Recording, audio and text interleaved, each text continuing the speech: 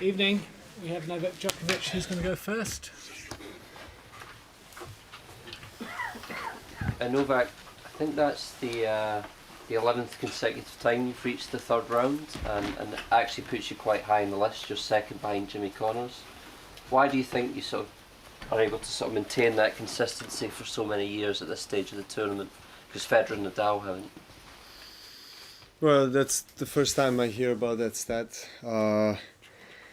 Well, consistency was one of the, I guess, keys and focus points of my Grand Slam career. Going back 10 years, I always aimed to play my best in Grand Slams, and I guess the quality of tennis that I produce in the slams is pretty high, and that's what allows me to have the results like this. That's the only the only explanation I can think of. I don't think there is anything particular about Wimbledon or any other slam. It's just that I try to really prepare myself and aim to peak at the slams, whatever the surface is, and because these are the major events of our sport. Novak, 2011 was a big year for you in general, but especially here after 2011, it seemed like your record really zoomed and there were fewer ups and downs. Do you think about that, or do you have any explanation for that? Well, yes. End of 2010 was a big transition for me in my life, in my career. Win in the Davis Cup competition with Serbia was very special. One of the most special feelings, positive feelings that I ever had in my career on the tennis court.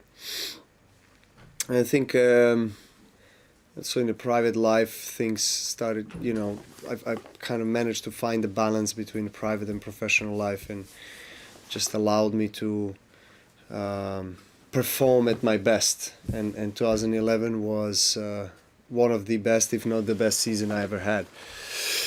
And that's the year that kind of changed things around for me. It allowed me to excel in my potential and the quality that I possessed. And after that, I started to trust myself more in the deciding matches and points, and had more self-belief, more confidence, and I kind of established myself as a top player. Of course, I had, between my first slam in 2008 and 2011, I had a couple of great years. I mean, I was number three in the world, those 3 years consecutively behind Nadal and Federer, which is, definitely not bad, but 2011 was a huge shift, I think. It's just where it got me to a different level. It got me to, I guess, champions mentality, and allowed me to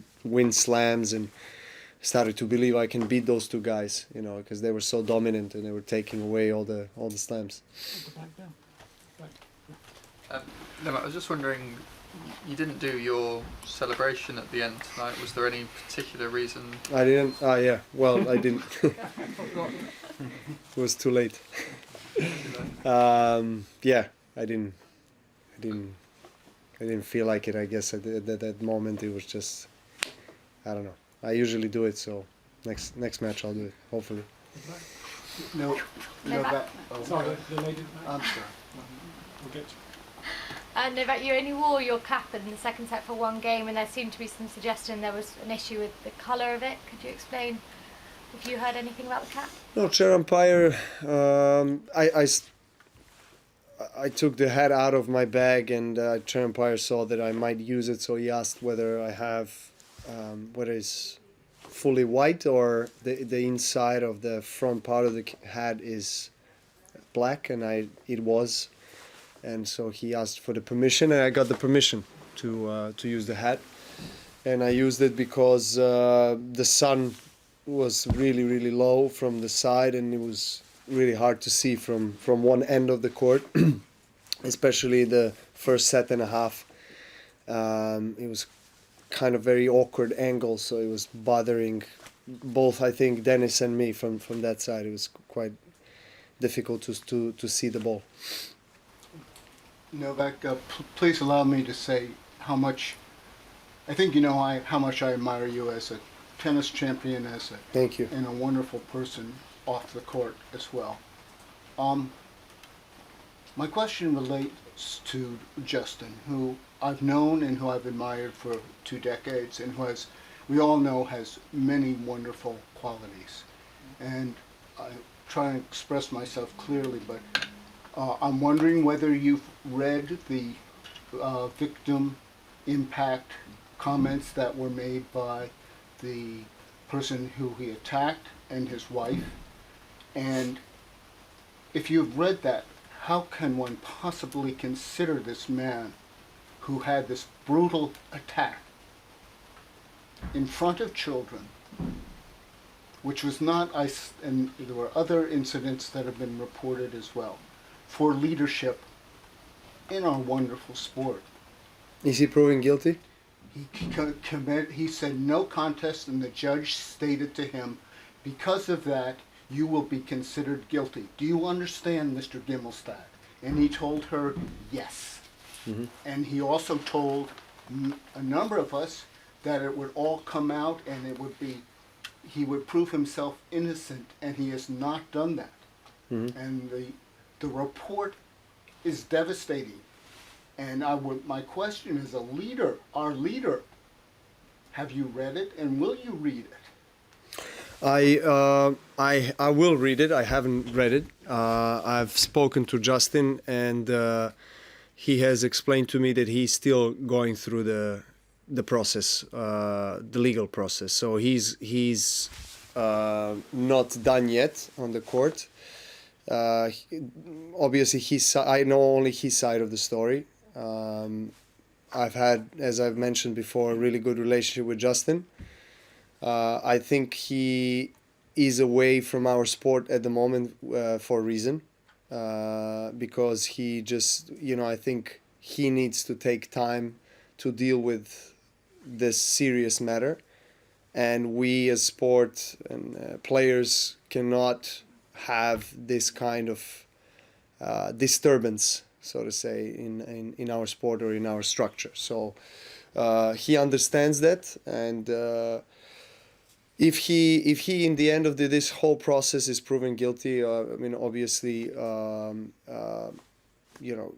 is no support from my side for him to be part of the sport. Yeah. In a court of law, he agreed that he would be adjudicated, said to be guilty. That is what occurs in California law when you say no contest. Okay. You are accepting your guilt, and in this case, to a horrific crime. Okay. Listen, I will go through the documents, Thank you. and I can speak to you next time. But there is no reason for you to attack me, or I'm not attacking you at all. that's how I feel. I mean, know, you're very emotional. You're our leader. Bill. no, just a second. Okay. I understand that. I really do. I understand that, and you are expecting me to be responsible for the council and for the players because I represent them. Counsel. What are you talking about? Bill, Well, can we- No, just a second. I want to finish this. I'm talking about your comment that, to be honest, I haven't thought about whether Justin should come back and be a part of. I agree, of the council, of our leadership. Yes, that's what I'm referring to. You're referring to the council leadership. That's what I was talking about. To Justin coming back to being a council member. Yes. Okay, so Yeah, let's that's take correct. things slowly here. Thank you. So that's what I was referring to. That's what I was saying. I just don't feel it is necessary for you to point a finger at me specifically for something that he has or hasn't done.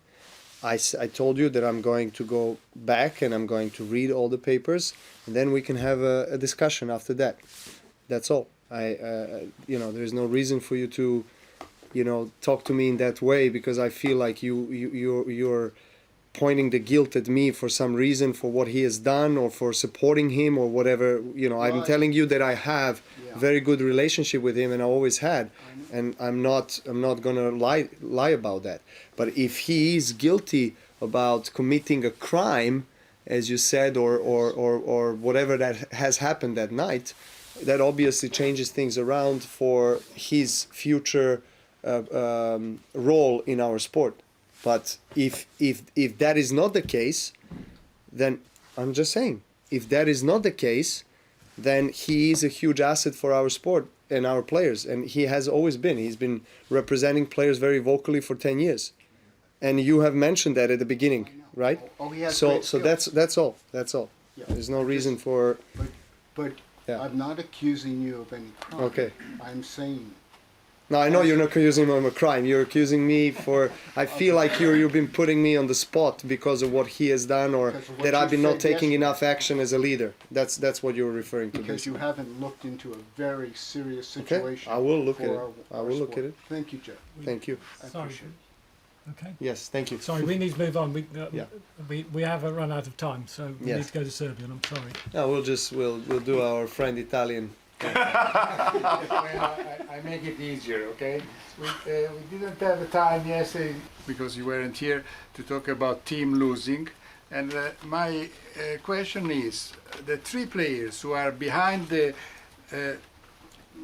FAB, the three FAB playing this tournament, you, Nadal and Federer won And 53 Fabiano. slams.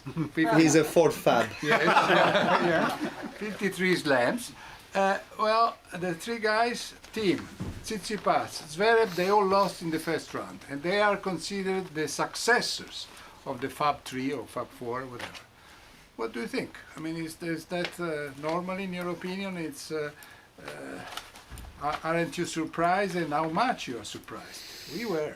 Well, I think it is fair to say that it's surprising, unexpected for the guys that you just mentioned to lose in first round of Grand Slam, because they are top players. Number They- 4, 5, and 6. Exactly. So because of their ranking and because of their results this year, because of the form and everything. Okay, Zverev hasn't been playing this year well as Dominic and Tsitsipas, but yes, they are top players, and they are carrying now the weight of the top player, which means more pressure, more expectations, more attention. And so I think, I remember how it was for me when I won my first slam in 2008, and then we talked about it a few minutes ago.